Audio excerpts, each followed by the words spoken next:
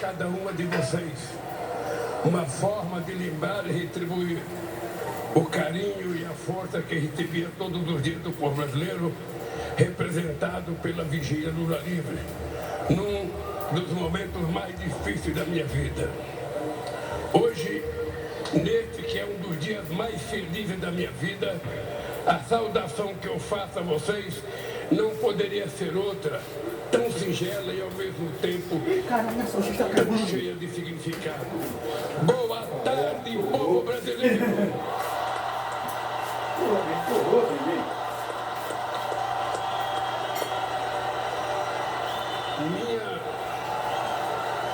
Minha gratidão a vocês que enfrentaram a violência política antes, durante e depois da campanha eleitoral, que ocuparam as redes sociais e que tomaram as ruas debaixo de sol e chuva, nem que fosse para conquistar um único e precioso voto. Que tiveram a coragem de vestir a nossa camisa e, ao mesmo tempo, agitar a bandeira do Brasil, quando uma minoria violenta e antidemocrática tentava segurar nossas cores e se apropriar do verde e amarelo que pertence a todo o povo brasileiro. A vocês que vieram de todos os cantos deste país, de perto ou de muito longe, de avião, de ônibus, de carro ou na boleia de um caminhão, de moto, bicicleta e até mesmo a pé, numa verdadeira caravana da esperança para esta festa da democracia. Mas quero me dirigir também aos que optaram por outros candidatos. Vou governar para 215 milhões de brasileiros e brasileiras, e não apenas para quem votou em mim.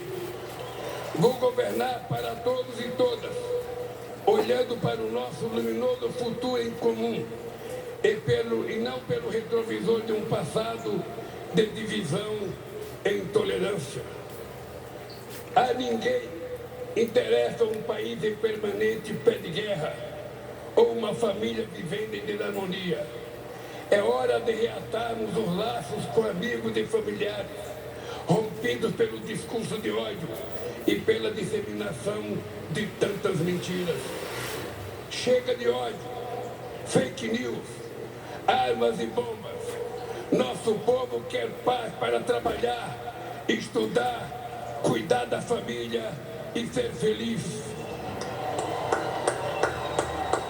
A disputa eleitoral acabou. Repito o que disse no meu pronunciamento após a vitória de 30 de outubro sobre a necessidade de unir o país.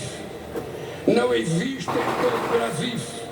Somos um único país, um único povo, uma grande nação. Somos todos brasileiros e brasileiras e compartilhamos uma mesma virtude. Nós não desistimos nunca. Ainda que nos arranquem todas as flores, uma por uma, pétala por pétala, nós sabemos que é sempre tempo de replantio e que a primavera há de chegar, e a primavera já chegou. Hoje, a alegria toma posse do Brasil, de braços dados com esperança.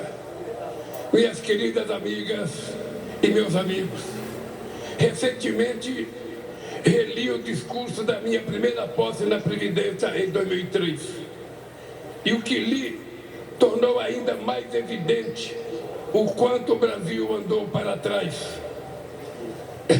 Naquele 1º de janeiro de 2003, aqui nesta mesma praça, eu e o meu querido vice José Alencar assumimos o compromisso de recuperar a dignidade e a autoestima do povo brasileiro, e recuperamos, de investir para melhorar as condições de vida de quem mais necessita, e investimos, de cuidar com carinho da saúde e da educação, e cuidamos. Mas o principal compromisso que assumimos em 2003 foi o de lutar contra a desigualdade e a extrema pobreza e garantir a cada pessoa deste país o direito de tomar café da manhã, almoçar e jantar todo santo dia. E nós cumprimos esse compromisso. Acabamos com a fome e a miséria e reduzimos fortemente a desigualdade. Infelizmente, hoje, 20 anos depois, voltamos a um passado que julgávamos enterrado. Muito do que fizemos foi desfeito de forma irresponsável e criminosa. A desigualdade e a extrema pobreza voltaram a crescer. A fome está de volta, e não por força do destino, não por obra da natureza, nem por vontade divina. A volta da fome é um crime, o mais grave de todos, cometido contra o povo brasileiro. A fome é filha da desigualdade, que é a mãe dos grandes males que atrasam o desenvolvimento do Brasil. A desigualdade apequena este nosso país de dimensões continentais ao dividi-lo em partes que não se reconhece. De um lado, uma pequena parcela da população que tudo tem. Do outro lado, uma multidão a quem tudo falta e uma classe média que vem empobrecendo ano a ano pelas injustiças do governo. Juntos somos fortes. Divididos seremos sempre um país do futuro que nunca chega e que vive em dívida permanente com o seu povo. Se queremos construir hoje o nosso futuro, se queremos viver num país plenamente desenvolvido para todos e todas, não pode haver lugar para tanta desigualdade. O Brasil é grande, mas a real grandeza de um país reside na felicidade de seu povo. E ninguém é feliz de fato em meio a tanta desigualdade. Minhas amigas e meus amigos, quando digo governar, eu quero dizer cuidar. Mais do que governar, vou cuidar com muito carinho deste país e do povo brasileiro. Nesses últimos anos, o Brasil voltou a ser um país mais desigual, um dos países mais desiguais do mundo. Há muito tempo não víamos tamanho abandono e desalento nas ruas. Mães garimpando lixo em busca de alimento para os seus filhos. Famílias inteiras dormindo ao relento, enfrentando o frio, a chuva e o medo. Crianças vendendo bala ou pedindo esmola, quando deveriam estar na escola, vivendo plenamente a infância que tem direito. Trabalhadores e trabalhadoras desempregados, exibindo nos semáforos cartazes de papelão com a frase que nos envergonha a todos: por favor, me ajuda.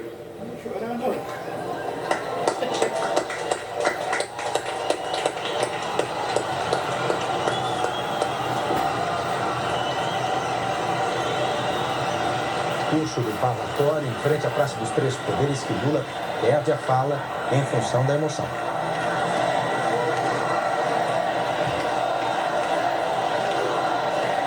Interessante que foi Geraldo Alckmin que puxou os aplausos e a população respondeu.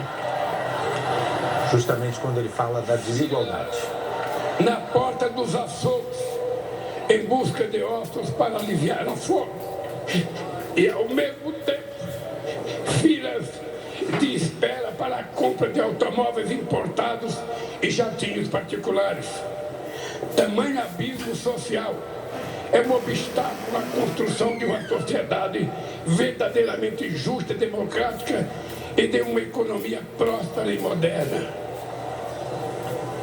Por isso, eu e o meu companheiro vice-geraldo Alckmin assumimos hoje, diante de vocês e de todo o povo brasileiro, o compromisso de combater dia e noite todas as formas de desigualdade no nosso país. Desigualdade de renda, desigualdade de gênero e de raça, desigualdade no mercado de trabalho, na representação política, nas carreiras do Estado, desigualdade no acesso à saúde, à educação e demais serviços públicos, Desigualdade entre a criança que frequenta a melhor escola particular e a criança que engraxa sapato na rodoviária sem escola e sem futuro. Entre a criança feliz com o brinquedo que acabou de ganhar de presente e a criança que chora de fome na noite de Natal. Desigualdade entre quem joga comida fora e quem só se alimenta das sobras. É inadmissível que os 5% mais ricos deste país detenham a mesma fatia de renda que os demais 95% de pessoas. Que 6 bilionários brasileiros têm uma riqueza equivalente ao patrimônio dos 100 milhões mais pobres do país. Que um trabalhador ou uma trabalhadora que ganha um salário mínimo mensal leve 19 anos para receber o equivalente a que um super rico recebe em um único mês. E não adianta subir o vidro do automóvel de luxo para não ver nossos irmãos que se amontoam debaixo dos viadutos, carentes de tudo. A realidade salta aos olhos em cada esquina. Minhas amigas e meus amigos, é inaceitável que continuemos a conviver com o preconceito, a discriminação e o racismo. Somos um povo de muitas cores e todas devem ter os mesmos direitos e oportunidades. Ninguém será cidadão ou cidadã de segunda classe. Ninguém terá mais ou menos amparo do Estado. Ninguém será obrigado a enfrentar mais ou menos obstáculos apenas pela cor da sua pele.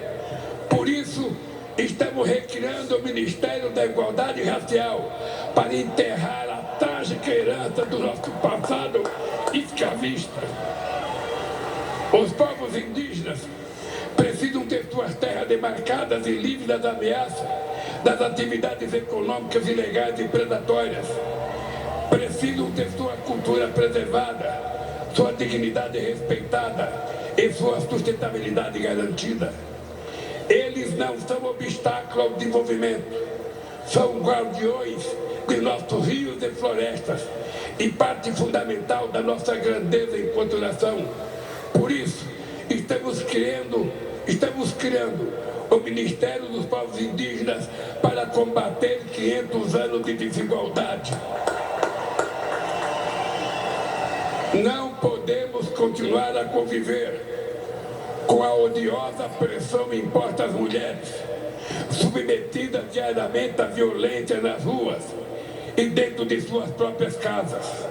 É inadmissível que continue a receber salários inferiores aos dos homens, quando no exercício de uma mesma função, elas precisam conquistar cada vez mais espaço nas instâncias decisórias deste país, na política, na economia, em todas as áreas estratégicas.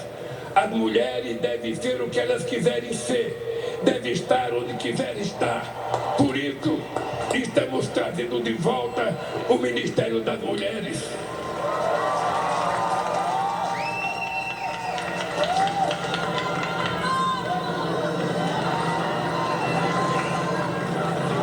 Foi para combater a desigualdade e suas sequelas que nós vencemos a eleição. E esta será a grande marca do nosso governo.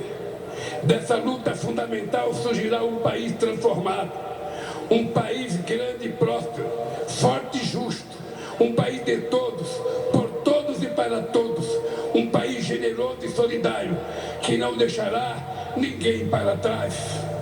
Minhas queridas companheiras e meus queridos companheiros, reassumo o compromisso de cuidar de todos os brasileiros e brasileiras, sobretudo daqueles que mais necessitam, de acabar outra vez com a fome neste país, de tirar o pobre da fila do osso para colocá-lo novamente no orçamento da União. Temos um imenso legado ainda vivido na memória de cada brasileiro e cada brasileira, beneficiário ou não das políticas públicas que fizeram uma revolução neste país. Mas não nos interessa viver do passado. Por isso, longe de qualquer saudosismo, Nosso legado será sempre o espelho do futuro que vamos construir para este país. Em nossos governos, o Brasil conciliou crescimento econômico recorde com a maior inclusão social da história e se tornou a sexta maior economia do mundo, ao mesmo tempo em que 36 milhões de brasileiros e brasileiras saíram da extrema pobreza. Geramos mais de 20 milhões de empregos com carteira assinada e todos os direitos assegurados. Reajustamos o salário mínimo sempre acima da inflação. Batemos recorde de investimento em educação, da creche à universidade, para fazer do Brasil o exportador também de inteligência e conhecimento e não apenas o exportador de commodities e matéria-prima.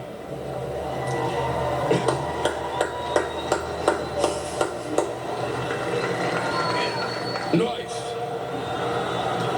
mais que dobramos o número de estudantes no ensino superior e abrimos a porta das universidades para a juventude pobre deste país, jovens brancos, negros e indígenas, para que o diploma universitário era um sonho inalcançável, tornarem-se doutores.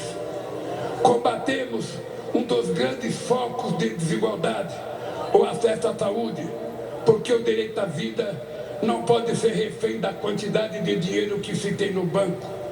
Fizemos uma farmácia popular que forneceu medicamentos a quem mais precisava e o Mais Médicos, que levou atendimento a cerca de 60 milhões de brasileiros e brasileiras das periferias das grandes cidades e nos pontos mais remotos do Brasil.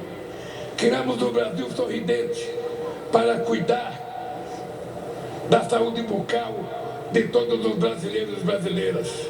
Fortalecemos o nosso Sistema Único de Saúde e quero aproveitar para fazer um agradecimento especial aos profissionais do SUS pela grandiosidade do trabalho durante a pandemia.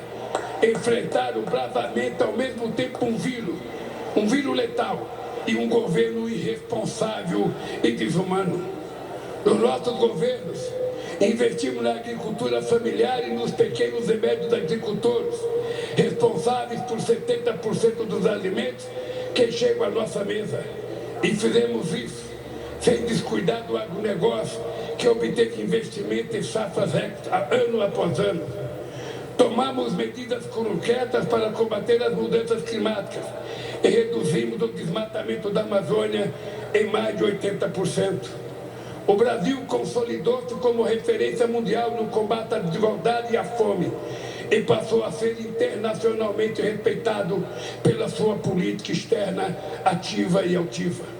Fomos capazes de realizar tudo isso, cuidando com total responsabilidade das finanças do país. Nunca fomos irresponsáveis com o dinheiro público. Fizemos superávit fiscal todos os anos, eliminamos a dívida externa, acumulamos reservas de 370 bilhões de dólares e reduzimos a dívida interna a quase metade do que era quando chegamos no governo. Nos nossos governos, nunca houve nem haverá gastança alguma. Sempre investimos e voltaremos a investir em nosso bem mais precioso, que é o povo brasileiro.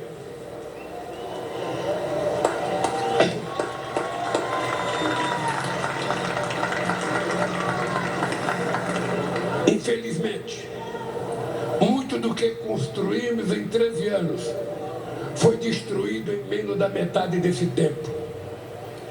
Primeiro, pelo golpe contra a presidenta Dilma em 2016. E na sequência, pelos 4 anos de um governo de destruição nacional, cujo legado a história jamais perdoará. 700 mil brasileiros e brasileiras mortos pelo Covid-19, 125 milhões sofrendo algum grau de insegurança alimentar de moderada a muito grave e 33 milhões passando fome.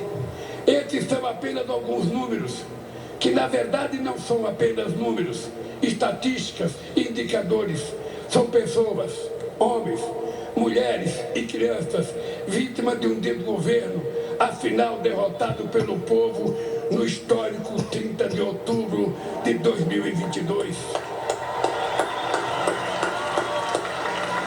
Os grupos técnicos do Gabinete de Transição, coordenada pelo meu vice Alckmin, que por 2 meses mergulharam nas entranhas do governo anterior, trouxeram a público a real dimensão da tragédia.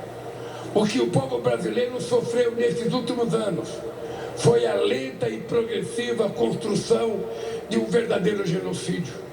Quero citar a título de exemplo um pequeno trecho das 100 páginas deste verdadeiro relatório do caos produzido pelo Gabinete da Transição. Diz o relatório: o Brasil bateu recorde de feminicídio. As políticas de igualdade raciais sofreram um severo retrocesso. Produziu-se um desmonte das políticas da juventude e os direitos indígenas nunca foram tão ultrajados na história recente do país. Os livros didáticos que deverão ser usados no ano letivo de 2023 ainda não começaram a ser editados. Falta o remédio na farmácia popular. Não há estoque de vacinas para o enfrentamento das novas variantes da Covid-19. Faltam recursos para a compra de merenda escolar. As universidades corriam o risco de não concluir o ano letivo. Não existe recurso para a defesa civil e a prevenção de acidentes e desastres. E quem está pagando a conta deste apagão é outra vez o povo brasileiro. Meus amigos e minhas amigas, nesses últimos anos,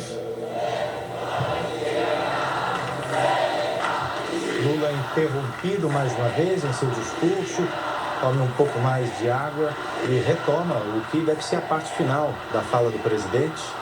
Já fala há 21 minutos direto do parlatório.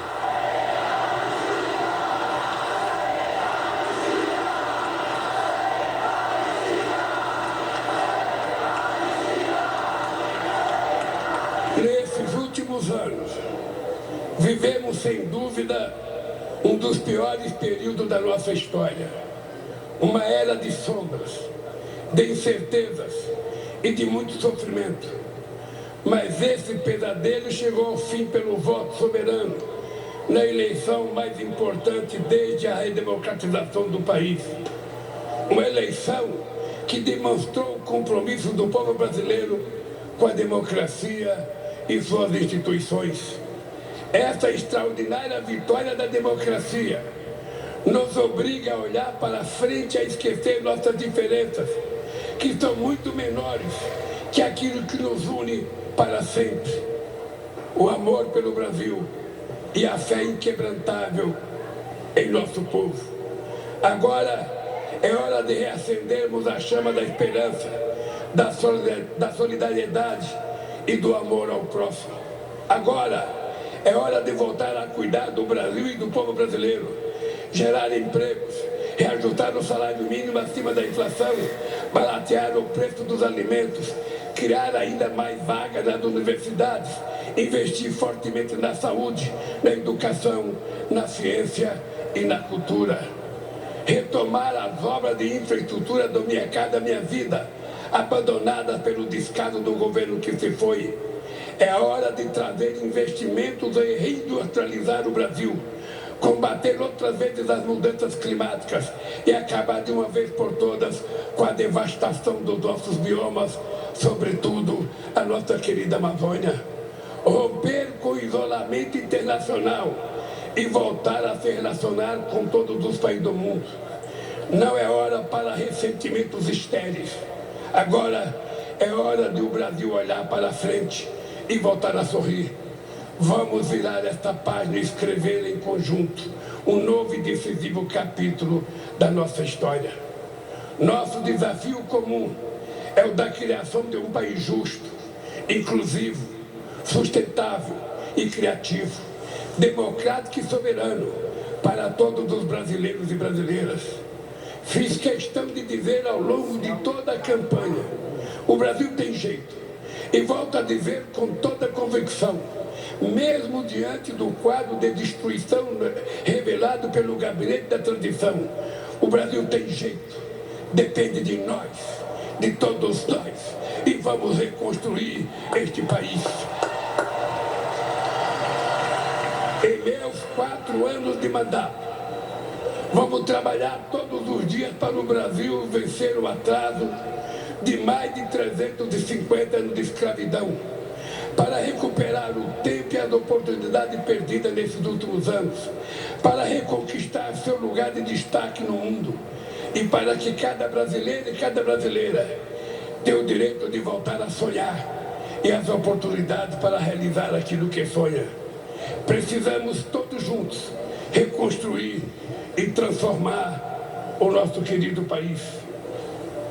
Mas só reconstruiremos e transformaremos de fato esse país se lutarmos com todas as forças contra tudo aquilo que o torna tão desigual.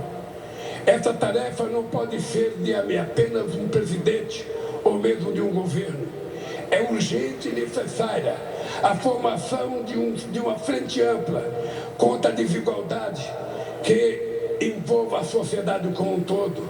Trabalhadores, empresários, artistas, intelectuais, governadores, prefeitos, deputados, senadores, sindicatos, movimentos sociais, associações de classes, servidores públicos, profissionais liberais, líderes religiosos, cidadãos e cidadãos comuns.